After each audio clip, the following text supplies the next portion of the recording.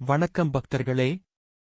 இன்று நாம் பார்க்கப் போவது முருகனுக்கு ஏன் 2 மனைவிகள் இருக்கின்றனர் என்ற ஆச்சரியமான கேள்வி. முதலாவது, தேவசேனா, தேவலோகத்தின் அரசன் இந்திரனின் மகள். அவர் ஒழுக்கம், கடமை, தர்மம் ஆகியவற்றை குறிக்கிறார். இரண்டாவது, வள்ளி, இயற்கை சூழலில் பிறந்த எளிய கிராமத்து பெண். அவர் அன்பு, பாசம், இயற்கை வாழ்க்கையை குறிக்கிறார். இதன் பொருள் என்ன தெரியுமா? முருகன் இருவரையும் திருமணம் செய்தது நம் வாழ்க்கையில் அறமும் பாசமும் சமநிலையில் இருக்க வேண்டும் என்பதைக் காட்டுகிறது. மேலும் தேவசேனா வழியாக ஆரிய மரபும் வள்ளி வழியாக தமிழர் மரபும் ஒன்றிணைந்தது.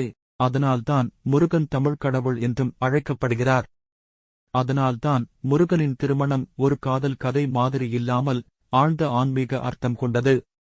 தமிழ் பார்வை. தமிழ் இலக்கியங்களில் முருகன் மக்கள் கடவுள்.